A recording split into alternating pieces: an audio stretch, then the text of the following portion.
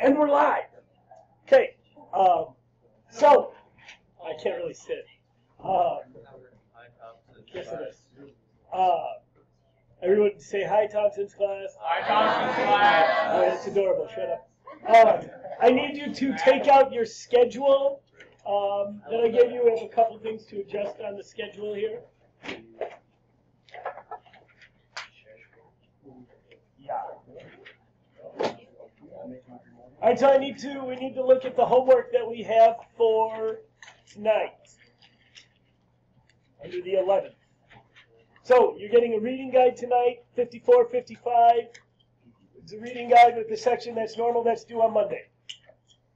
The big reading, Social Conditions of the Industrial Revolution, it says it's due on Wednesday, the 17th. Turns out Wednesday's actually the 16th. That's when it's due, on Wednesday the 16th. All the other dates of assignments are due when the dates say they are. Okay? Like the 17th, which I saw there. All the other dates are correct. Maybe that's a better way of doing that. One thing, though, and this is good news and bad news, and I'll give you a full explanation about what's going on. I'm going to sit for a minute. Are we good? All right. I'll just sit up. Good news first. You are not having a make your own DBQ project over break. Okay? Now the bad news that comes with that. The reason we're not doing a make your own DBQ project is because I don't think we're ready for it.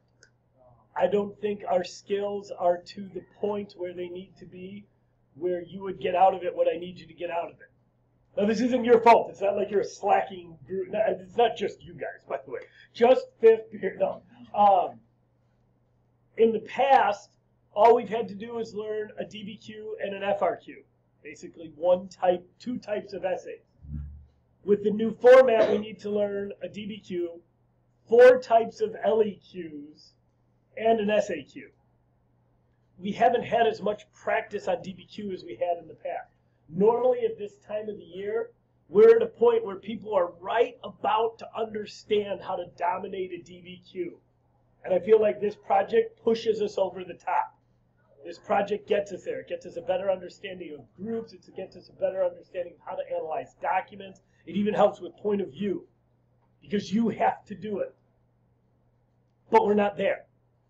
And I haven't come to this decision lightly, because here's the other bad news. Some of you, even though I know you might not admit it around your peers, would have liked to have had this project, because that's another 50 points right before semester. These projects generally bring people's grades up. And that's one of the other reasons I like doing it at this time of the year. It's kind of like a last, oh crap, I forgot the last 4 Moodles. I'm going to do really good on this. And so I've been talking about it. I've been going rounds with it in my head. I was talking to my wife about it. She's like, just have them do it. But then it becomes busy work. Because if I gave you an assignment, could you do it? Yeah, you'd be able to find 7 documents, and you'd throw them together, and you'd write a question, and you'd be, bang, look, there, I did it. But you wouldn't get out of it what I need you to get out of it. And because of that, we're not going to do it. Now, what I need to figure out is how to, 1, get you to that point where you know this well enough, second semester, and then figure out how I can get you over the top, because that was what the goal of this project was. So try to conceal your heartache about not having this project over break. I know you're disappointed. You can always just do it on your own if you'd like. No, because it's still busy work. Because you're still not getting out of it what I want you to get out of it, and then I'm just like, here, points, why not? Like, I've always promised myself and my students I'm not going to give you busy work. I'm not going to give you something without any meaning behind it. That's not going to further you. I ask you to do too much anyway. I don't have time to give you busy work. Bless you. So, we good with that? Any questions on that? Stan, I'm sorry. You look just heartbroken. I'm just waiting for the bad news. That was the bad news. Yeah. That's it. That's it. You kept trying to suppress your smile. You were like, making sure I know. So that's it. Yeah. Is there going to be some other sort of like Nope, I'm not. By the same token, I'm not just gonna like throw together some slappy assignment. Just be like, just so you have something to do over break. Like this was a meaningful thing, but we're just not there. So will the final have an essay question? it'll have SAQs on it. We'll talk about the final quite a bit on, I think, Thursday of next week, one of the days next week. I forget when. Spelled with a C, I'm assuming. O-O. Because you wouldn't say the word K-E-W-L out loud, because that's like what the idiots say in text speak. Yes. All right. Now that we've got that bad news out of the way, go ahead and take out your reading on your isms, please.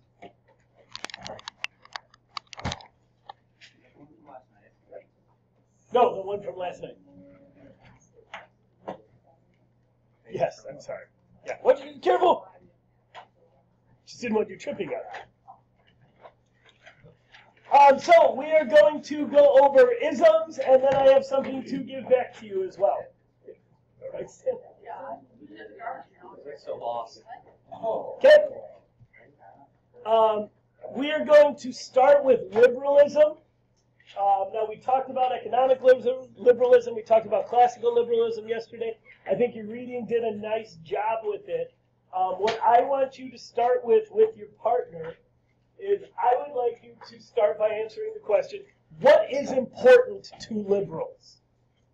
To these liberals, what is important to them? What are their priorities?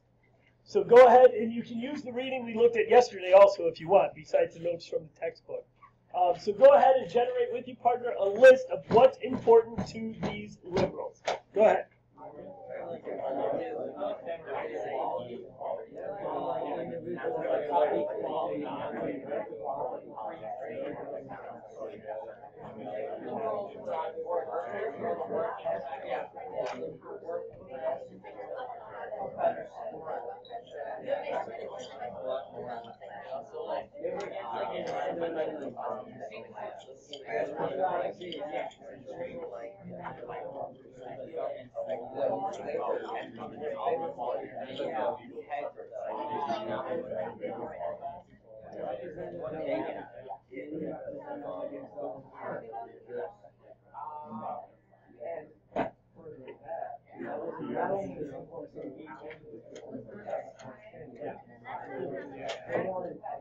One of the ideas that underlines kind of all liberal principles at this time is that they believe that human nature was perfectible.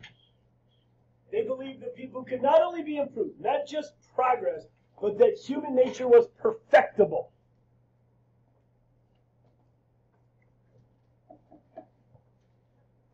But I want to talk about one of the things that was important to them. What type of government did the liberals want? Limited government? And what else?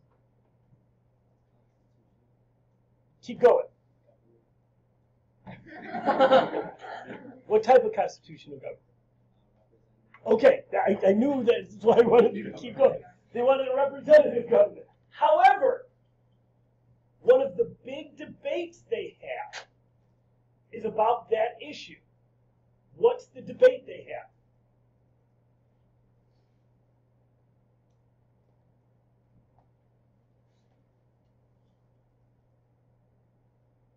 Who are these classical liberals we're talking about? And up. And up. What is the debate they have about representative democracy?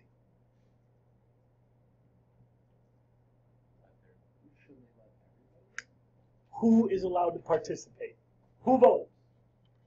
What's the answer in England and America, for that matter, among other places early in the 19th century? You have to be a landowner. You got to have money. Question? Sure? All right.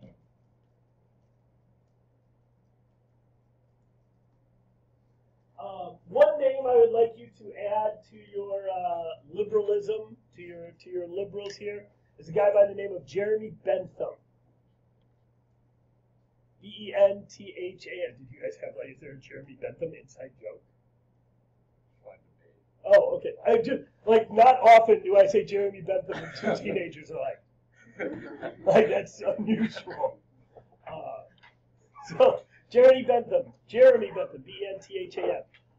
His beliefs we call utilitarianism. I'll spell it because there's like 30 vowels. U-T-I-L-I-T-A-R-I-N-I-A-N, sorry, ism.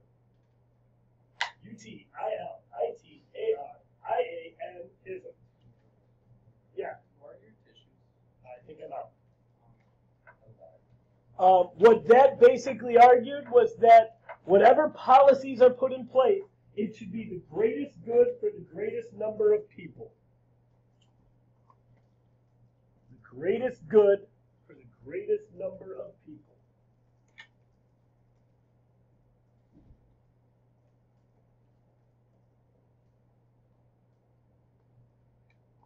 So that's liberalism. And from here, I think your book drops the ball. Because I think they skip an important ism. What ism should come next in the book? Nope, that is what does come next. What should come next? Nope. Which one did we just do? Which one did we just do? Which one did we just talk about? Liberalism. So what should be the next? Say it again. Conservatism.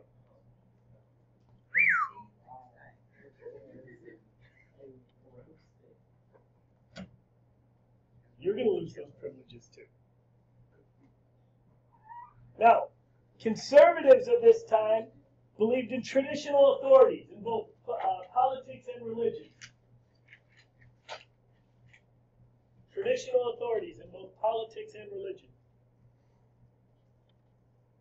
And they did not think that the human nature was perfectible.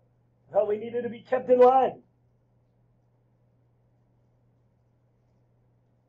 You have, in fact, already met the two preeminent conservatives of the era.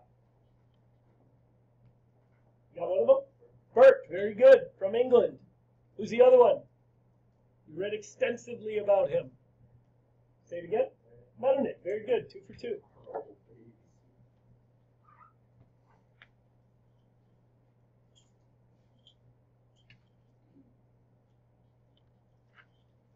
Question? So does liberalism come after conservatism? Because conservatism went like Congress of Vienna, and then after that was possible liberalism in response to that? I would make an argument, or could make the argument that liberalism is a response to conservatism. That the liberal... Oh, I just mean if they talk about... Because liberalism as a policy is coming about in this late 18th, early 19th century.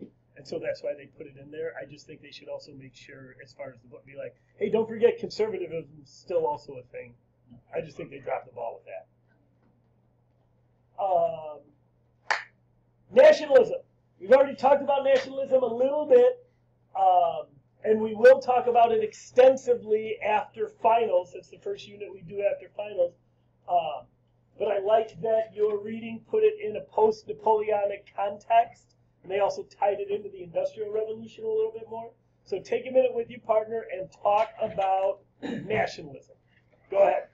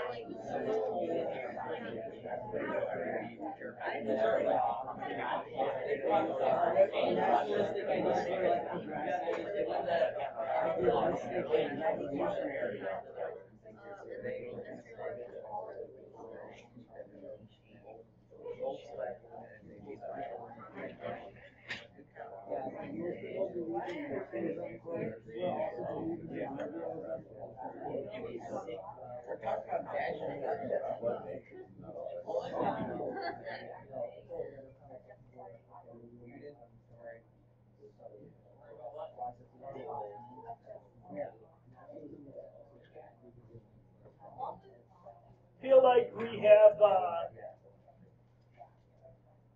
Feel like we could use a break on isms right now, so I want to let you hear a great philosopher's take on isms. It's on European socialism. I mean, really, what's the point? I'm not European. I don't plan on being European. So who gives a crap if they're socialists? They could be fascist anarchists. It still wouldn't change the fact that I don't own a car. I recall Central Park in fall. How you enjoy this? Know a movie? I confess. There's the movie they are.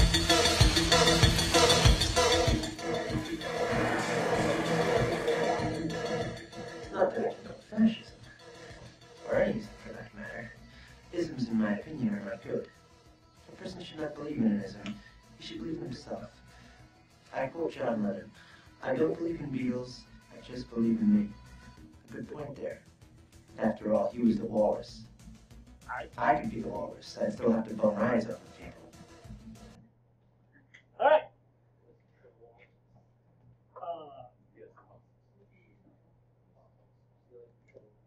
We need to talk about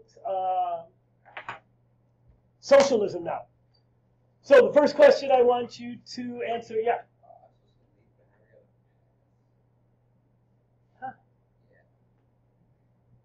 That's paid. I don't know what that means. Is that good or bad? Anyway, we need to talk about socialism. The first question I want you to answer. No, you can't just leave.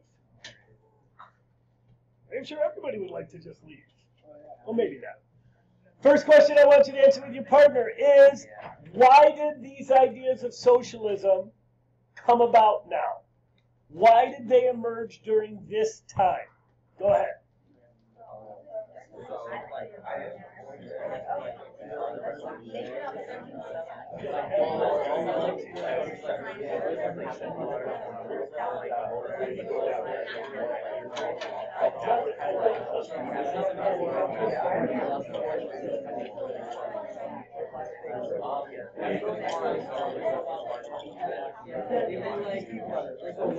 Oh, hey.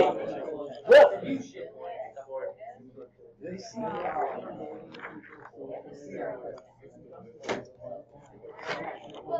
is due Monday. This is due Wednesday. Read and mark up. Now, one of the things you need to realize about these socialists, we call them utopian socialists, because their ideas, their concepts are very idealistic. They're very pie in the sky. I mean, your reading talked about the one guy who wanted communities of, what was it, like 1,626 guys or something like that, people, and like an exact plot of land. If you read more about him, he wanted like, it was like these people should live on 74 acres, because that's exactly what's necessary to sustain this many people. So they're very idealistic, which is why we call them utopian socialists. Now, this is going to contrast when we get to Marx, and he calls it scientific socialism. So that's the difference. Now, the big idea here, the basic idea, is that at its base core, all the socialists wanted was a more fair distribution of resources. That's what they thought was important. They had all kinds of different ideas and different ways to go about that, but that's what they wanted.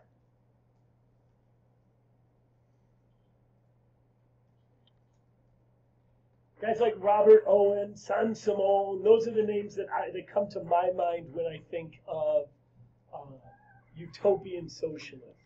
I know your book listed like 5. Fourier in there, and Blanc, right? And Proudhon and stuff. You had a question? So utopian socialism, is that we refer to like specific guys? Yeah. Yep. And so actually what we see is these ideas evolve into Marxism. Now, Marx would disagree with that. Marx would say his ideas had nothing to do with these ideas. But he was lying intellectually. these ideas, these utopian ideas, evolve into Marxism.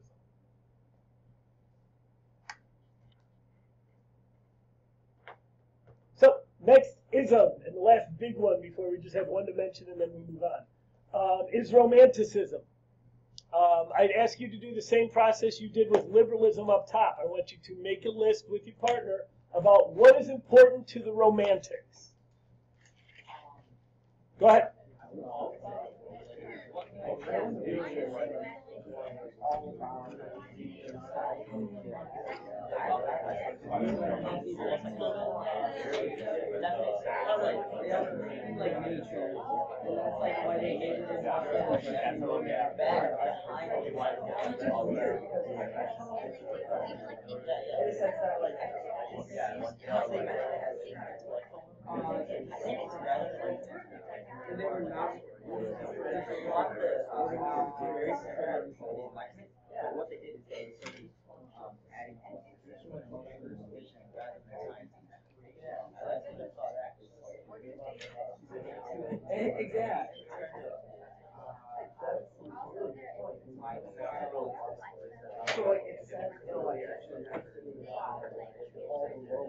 So let's real quick, let's see if we can generate some of the things that are important to Romantics. What's one?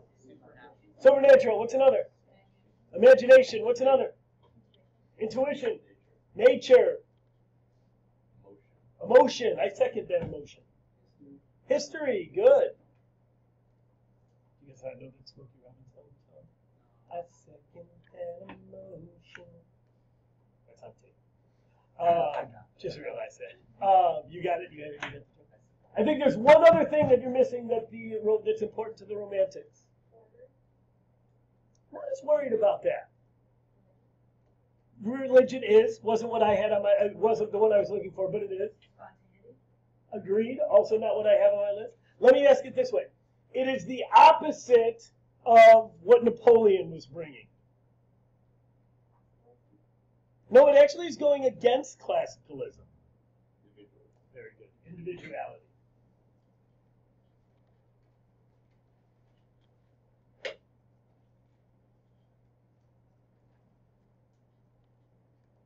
With your partner, you answered this one about Napoleon. Now I want you to answer this question about the Industrial Revolution. Why did the Industrial Revolution inspire Romanticism? Go ahead.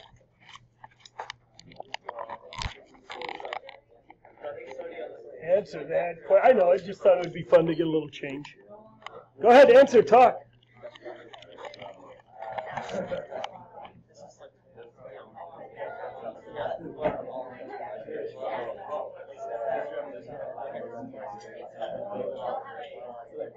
Hey, if you're having a hard time answering this question, think about what the early industrialization looked like. Like physically, if you walked into it, what did it look like?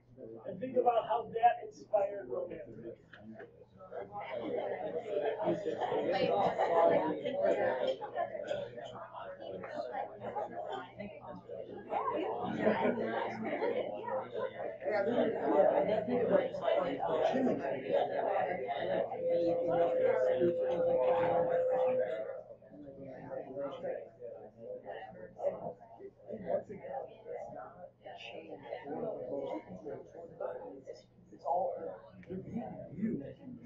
I want to share with you what my favorite Romantic story is.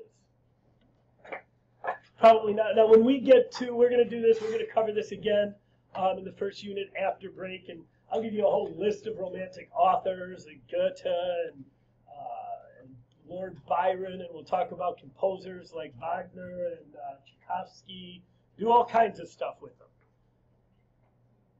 My favorite story, though, Frankenstein. My favorite Romantic story. So let's connect it to Romanticism a little bit. First of all, it's a Gothic story, which is like the mystical and magical and everything. But you have to think about what the story is actually about. Who's the main character in the story? The doctor. He's a scientist. He's a doctor, right?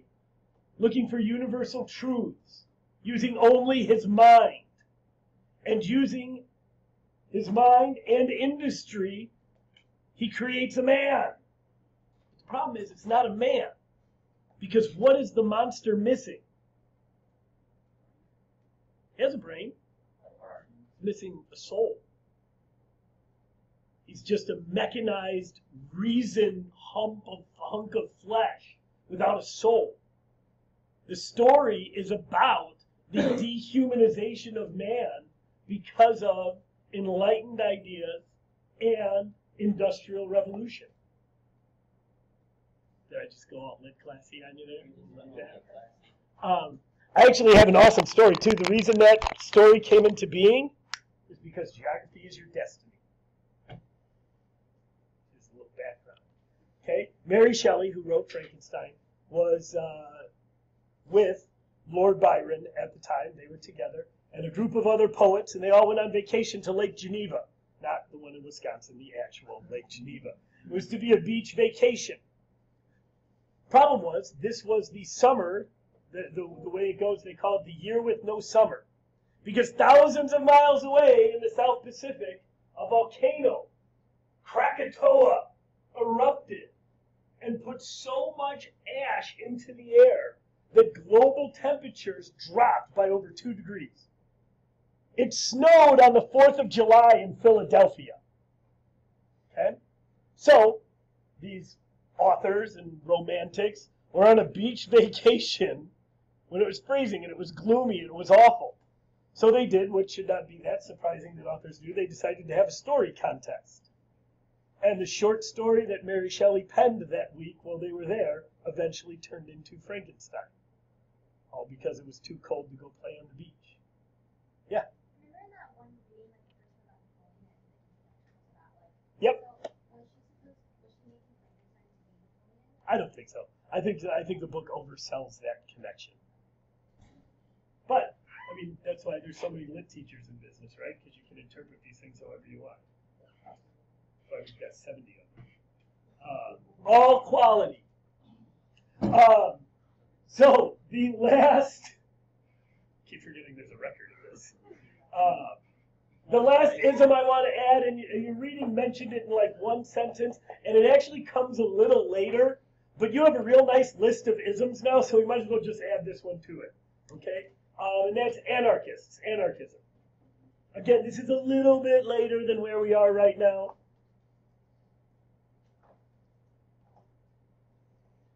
Now, anarchists thought that government authority was unnecessary and should be overthrown.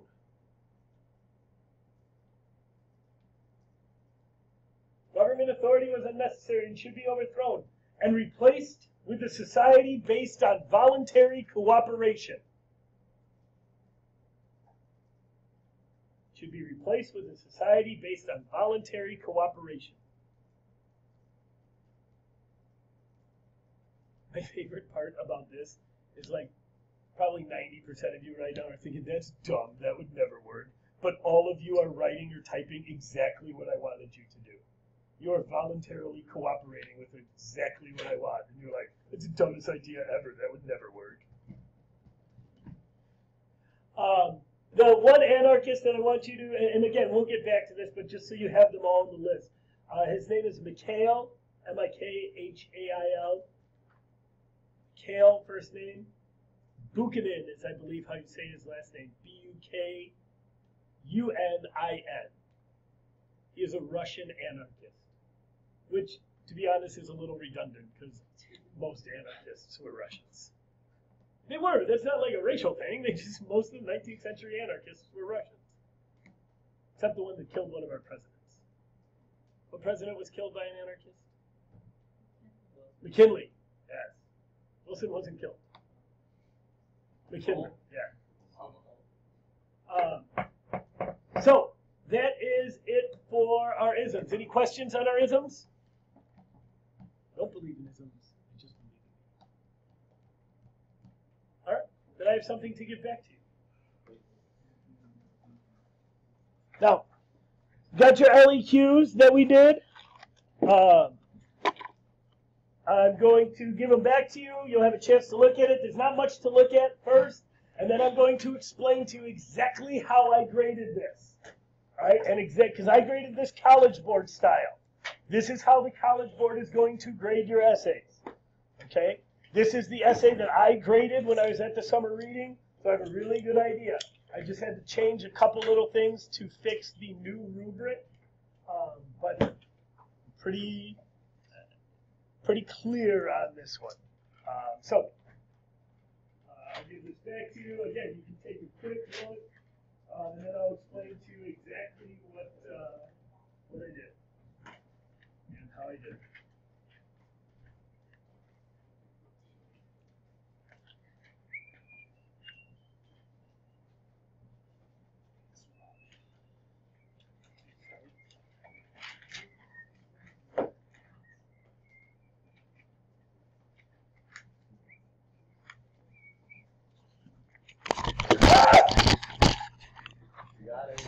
We're okay. All is well. That was close. You were concerned. I won't even get in trouble with that thing breaks. I'm just going to stand this side of it.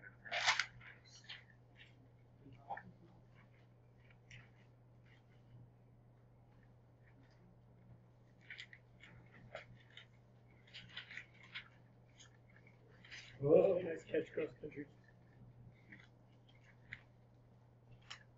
All right.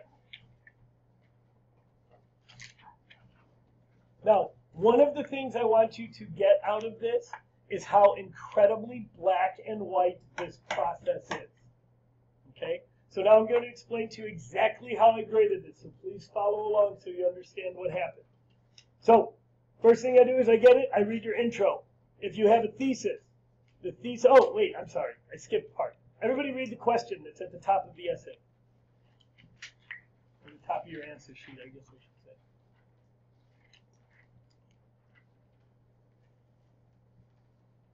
This question is looking for two things. What's one of them? Causation. What is it looking to see did the causing? Government policies. You needed to talk about government policies. That's what this question is about. Government policies causing nationalism. The storming of the Bastille caused nationalism. Turns out not a government policy. The government used Enlightenment ideas. Turns out using ideas, not a policy. Okay? You needed to talk about government policies. What the government did. A program they did to get credit. That's what you were looking for. That's what I was looking for. Okay? The example I've been using all day is that you could have an incredibly well-crafted essay that's just beautiful and have nothing in there about government policies and not score well on this. But if you have a horrible written essay that's in like crayon, like printing, like half letters backwards, and you accidentally write the word levy and mass, like not even in a sentence, it's like scrolled like upside down on the side, levy and mass, bam, policy. That's how black and white this is. So here's the way the process worked. I read your intro. If you had a thesis that had a Napoleon policy, a French Rev policy, and how those linked to nationalism, how those caused nationalism, you had a thesis. You get a point.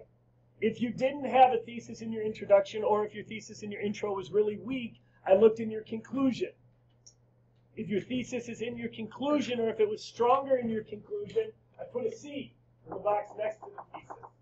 If there's an arrow pointing down in the box next to the thesis, that means that your thesis was really weak. That means that you were like this close to not having a thesis, but it was somehow just enough to hold on for a thesis. Hold on. Okay? So then I started reading your paragraphs. I'm reading your paragraph. I can tell you right now, if your paragraph started out with something about the Bastille, I skipped that sentence. You were like, Enlightenment ideas, awesome, skip. I'm looking for something the government did. Then all of a sudden you're like, Declaration of Rights of Man and Citizen, bam, policy. And that's what I did. I put a little line over it so you could see I thought that was a government policy. And then I would put a line down here. Okay? This is what the College Board, when they're grading your stuff, they have a rubric like this. Okay? Policy, bam. Then I'm looking to connect it to nationalism. You can't just say the Declaration of Rights of Man and Citizen caused nationalism because it made them feel more nationalistic and gave them a greater identity. Okay? It's not asking you just to say that it did. You need to say how it did that. Then I'm reading and I'm looking for another policy. If I have another policy, some people would say they said something like the National Convention instituted a mass draft, a de-Christianization policy, and the reign of terror. Bam, bam, bam! 3 policies right there. Those are 3 things the government did. Okay? Then you had to connect them to nationalism. So you could have 3 policies and only 1 link to nationalism. If you have a link to French national identity, same thing. Bam! I put the little red line over it. Okay? And then I get to synthesis, which I think a total of 8 people remembered was a thing. And I think about 3 people did correctly. Maybe that's a slight exaggeration. But most people didn't remember that synthesis was a thing that you had to do in your conclusion. Most of the people who did remember were like, and this is exactly like when we fought against the British in the American Revolution and we were nationalists and that was awesome. No. Or there was also a bunch of, this is just like the Nazis. Okay, fine, it could be. There's a lot of options for synthesis, but you had to actually develop it. You had to connect it, either to government policies or to nationalism directly. You can't just say like, oh, there was nationalism. Now, take a look at the big rubric. If you had a thesis, you got 1. Bam. If you discussed a policy and causation of only one era, you got 1 point. If you had causation in both eras, you got another point there for 2. If you had 1 policy from each era, you got 1. If you had 2 policies from one era and 1 from another, you got 2. And then if you had synthesis, you got 1.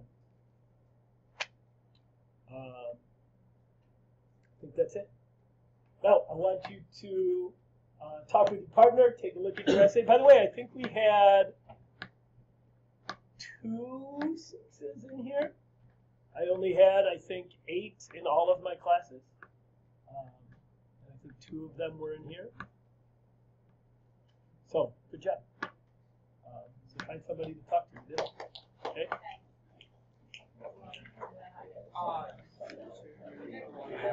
Yeah.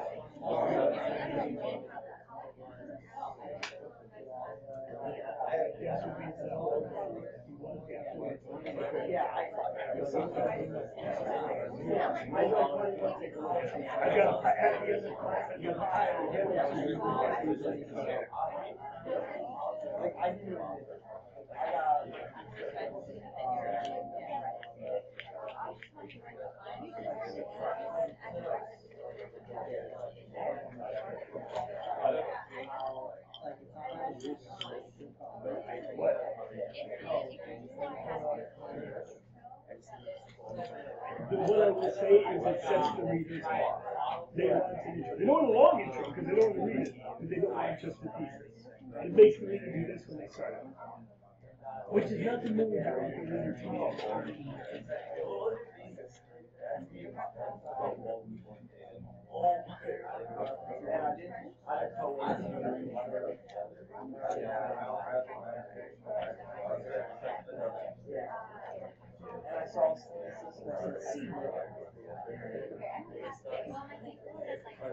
Thank you, Mr. Thompson's class. We'll see you next time.